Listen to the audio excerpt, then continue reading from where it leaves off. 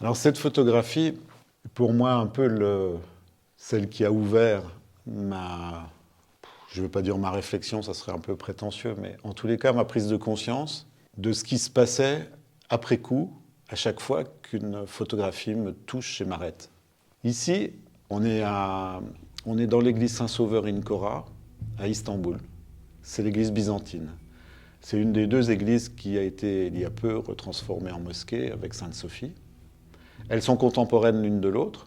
Pour situer sur un plan historique, Saint-Sauveur in Kora est à l'origine une grosse chapelle que l'empereur Justinien fait transformer en cette église qu'on connaît aujourd'hui, cette magnifique église byzantine, en 537, juste après qu'il ait fait reconstruire Sainte-Sophie, qui en 532 est brûlée par ses opposants.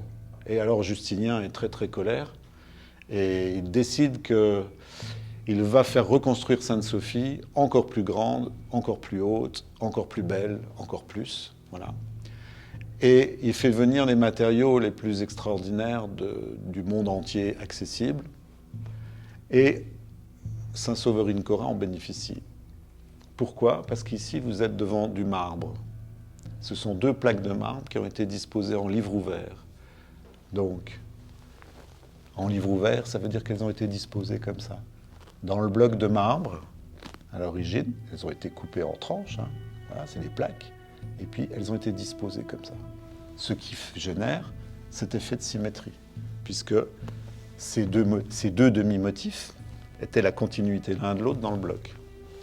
Alors évidemment, ce dispositif, cet appareillage, disent les spécialistes, en livre ouvert, génère une symétrie.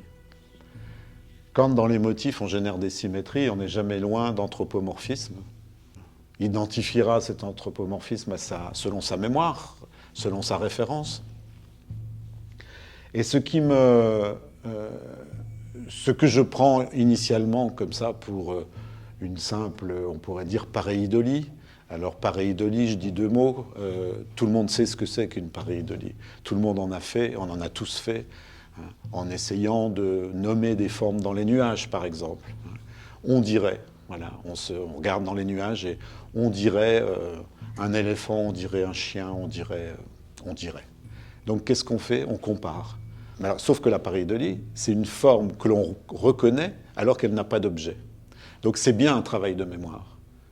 C'est-à-dire qu'on compare cette forme de hasard qui est dessinée par des ombres et des lumières au gré des mouvements des nuages. Et tout d'un coup, ces formes s'agencent d'une manière qui fait que ça peut ressembler à une image référence qu'on a dans notre mémoire. D'où le on dirait, on compare. Comme ce qu'on fait en permanence. Il n'y a pas d'activité psychique sans travail de mémoire. On passe son temps, de toute façon, à se référer à sa mémoire pour pouvoir reconnaître et nommer les choses et le monde. Alors, cette pareidolie, elle est quand même assez jolie. Donc, je fais une photographie, mais presque de façon anecdotique. Voilà. Et puis, le temps passe, et quelques lectures plus loin, et quelques expositions plus loin, etc. Je lis des choses, évidemment, sur le test de Rorschach. On passe par là, puisque d'une certaine manière, c'est un test de Rorschach. Puisqu'on est quand même bien dans une forme d'un livre fermé dont on a ouvert les pages, donc ça peut être un test de Rorschach. Bref, je fouille dans l'histoire et je découvre que l'empereur Justinien a un chambellan près de lui qui s'appelle Paul le Silenciaire. Paul le Silenciaire, comme son nom l'indique, c'est l'homme chargé de faire respecter l'ordre et le silence à la cour. Une sorte de ministre de l'Intérieur. Et ce ministre de l'Intérieur, ce Paul le Silenciaire, a une qualité assez exceptionnelle, c'est qu'il est considéré comme l'un des poètes les plus brillants de la cour de Justinien. Il écrit énormément de poésie, notamment des épigrammes, et 74 de ces épigrammes nous parviennent aujourd'hui, dont 2 font écho à ces formes, notamment à Sainte-Sophie. Et Paul le Silenciaire dit « Il s'agit là de formes achéropoïètes ». Akéropoiète, ça veut dire non fait de main d'homme. Donc, non fait de main d'homme, donc possiblement issu de la nature créatrice ou d'origine divine. Ah!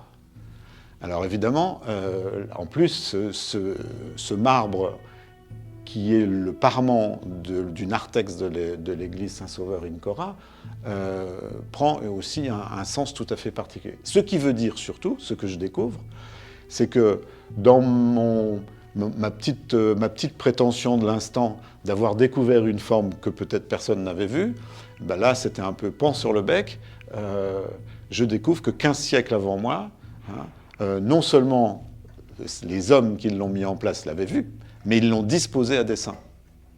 Donc là, déjà je me dis, nom d'un chien. Quand même, je ne m'attendais pas du tout à ce que j'avais pris d'abord pour quelque chose d'assez joli, mais anecdotiquement joli, contienne toute cette richesse d'informations. Sur le plan du réel, par exemple, ce qui est très étonnant, c'est qu'on est devant du marbre. Et je découvre aussi que ce marbre n'est pas n'importe lequel. Il est nommé le Grand Antique d'Aubert. Le Grand Antique d'Aubert, il est extrait sur la commune de Mouly, dans le Gers, en France. Et j'apprends que ce marbre, qui est l'un des marbres les plus prestigieux au monde, et que les Romains l'importaient dans le bassin méditerranéen depuis le 1er siècle.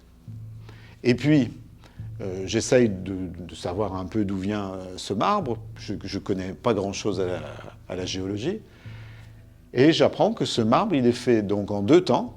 Il est fait le noir, qui est un noir quand il est poli, et quand on le voit aujourd'hui, ben, il suffit par exemple à Paris d'aller à l'église Saint-Louis des Invalides. Il y en a à Saint-Pierre de Rome, il y en a, enfin bon, il y en a dans différents endroits. Bref. Donc le noir, c'est une sédimentation marine du sud de la France, à l'époque où les terres étaient sous l'eau, étaient sous la mer. Il y a 350 millions d'années, le noir, c'est une sédimentation de 350 millions d'années.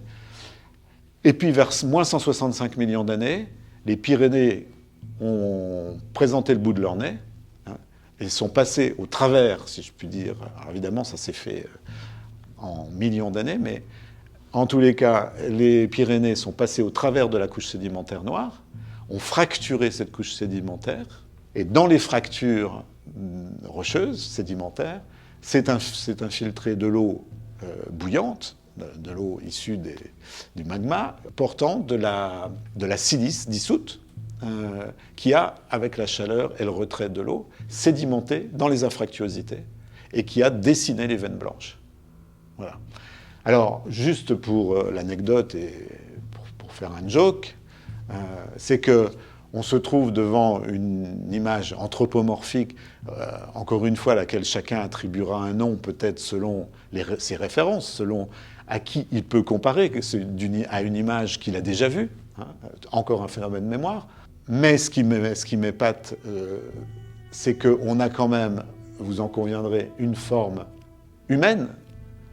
Apparaît un visage humain, et qui a été fabriqué par la nature créatrice, comme dit le poète, bien avant l'apparition de l'homme sur Terre. Sauf que, évidemment, à ce moment-là, il n'y a personne pour le valider, il n'y a personne pour le reconnaître, il n'y a personne pour le comparer à soi-même.